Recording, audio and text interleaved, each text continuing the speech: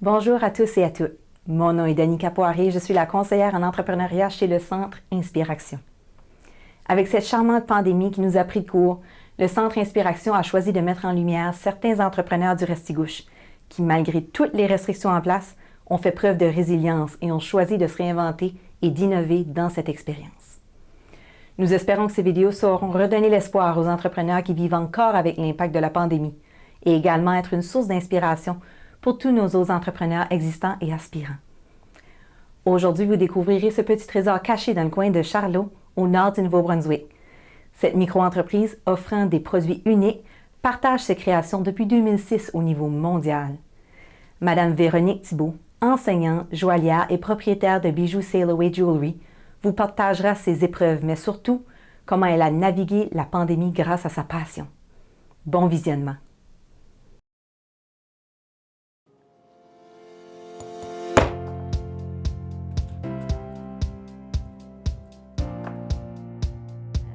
J'étais une passionnée des bijoux. J'aimais beaucoup les bracelets, les bagues. Je me suis amusée à faire mes propres bijoux. Une journée, j'étais assise puis j'ai eu un bateau à voile. Puis je me suis dit, ben Sail Away, c'est une façon de te laisser emporter. Ça fait que c'est ce que création des bijoux, c'est ce que ça me fait. C'est comme ça que Sail Away est venu sur pied. Physiquement, on a seulement la boutique Sail Away qui est sur la rue Chaleur à Charlot. On a des coins bébés, des souliers, du linge, des sacoches, plein de produits locaux. On a aussi, avec la pandémie, c'était une chose, un heureux problème. On a changé tous nos fournisseurs pour des fournisseurs du Nouveau-Brunswick. Ça fait que fait à la main, unique, puis de chez nous. La couturière est de Hamilton, le tissu de... Avec la pandémie, ça nous a tellement permis d'innover. Puis pour moi, c'était presque ce que j'attendais finalement, malgré toutes les choses négatives qu'on entend. Pour nous, ça a été très, très positif. Ça faisait plusieurs années que je voulais aller à l'international avec le web, parce qu'avec le web, la planète devient très petite, mais j'avais juste pas le temps. Ça fait que j'essayais de voir comment le faire. J'avais essayé par plusieurs fois, mais mon projet tombait à l'eau. C'est quand on a eu l'arrêt au mois de mars du jour au lendemain. Là, je pense qu'on était annoncé le vendredi que tout était fermé le lundi. Je me suis dit, c'était ma première idée. Je me dis, le bon timing, c'est un cadeau, voilà, on va le rendre à l'international. C'est sûr que toute l'affaire d'innovation avec le web, je suis une personne qui est quand même à l'aise en technologie. C'était quand même en dehors de mon élément de confort parce que j'avais jamais fait de site web, je savais pas comment en faire, puis tout ça. Sauf que j'avais une facilité avec la technologie. Avec l'effet du web et de la boutique en ligne, bien là, il n'y a plus de limite, ce qui est vraiment plaisant. Puis on a des offres de partout. C'est notre signe COVID qu'on met le samedi là. D'avoir pensé à fermer, ça m'est passé par la tête. Qui a besoin de bijoux en pandémie? C'était vraiment comme un luxe d'avoir des bijoux. Tu ne portes pas ça nécessairement chez toi. Ça fait que j'y ai pensé. Puis l'autre chose qui me faisait peur, c'était vraiment tout le côté, comme je suis impulsive, des plans, ça me fait peur. Ça fait que tous les plans opérationnels, tous les documents du gouvernement à remplir, de changer la boutique pour qu'elle soit sécuritaire par santé publique, tout ça. Je lisais ces pages-là, puis je comprenais presque rien. Puis pourtant, j'ai quand même une bonne éducation. C'est juste que ça me faisait peur. Puis j'avais peur de pas avoir bien répondu aux attentes, d'avoir oublié un aspect, puis tout ça.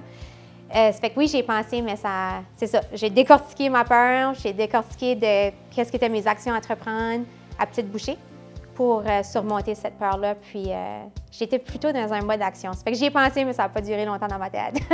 C'est certain, il y a beaucoup d'entrepreneurs qui l'ont mentionné et qui ont ressenti les effets de la fermeture du pont à Hamilton, le J.C. Van Horn. Toi, est-ce que ça a changé un petit peu? Est-ce que ça a posé des problèmes, cette fermeture de pont-là? Absolument. Je te dirais que des clients prioritaires chez Sail Away, c'était les gens de Listigouche, fait que la Première Nation qu'on a ici tout proche, aux côtés de la Pointe-à-la-Croix. Puis c'est sûr que ces amis-là, ces gens-là, ils ne pouvaient pas se rendre parce que c'était pas un service essentiel de se procurer des bijoux ou des choses comme ça. Ça fait que ce qu'on a fait au début, c'est qu'on a fait par la poste. Mais oui, c'est sûr que ça l'a affecté. Je veux dire, c'est nos voisins. C'est une grande partie de notre économie au Restigouche. Même jusqu'à Charlot, j'avais des clients à tous les semaines hebdomadaires qui viennent de Pointe-à-la-Croix et de Listigouche. Au niveau de la pandémie, je sais que ça a changé beaucoup de choses pour beaucoup d'entrepreneurs, tout ça, mais est-ce qu'il y a des qualités que tu en as ressorties, des valeurs ou que ça t'a apporté la pandémie?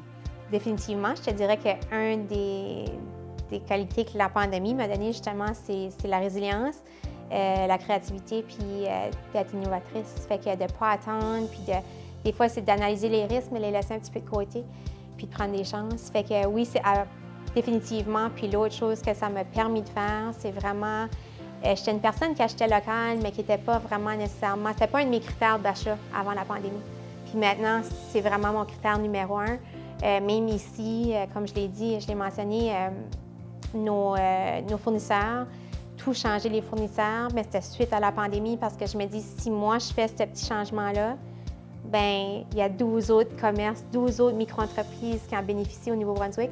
Puis je me dis, si tout le monde ferait ça dans notre belle région, bien, on ferait vraiment un changement. Ça fait que je suis fière de pouvoir faire ce petit changement-là chez nous, à Charlot. Mais définitivement que la pandémie m'a amené à changer ma personne, m'a amené des qualités, puis à changer mes valeurs, changer les valeurs de ma famille.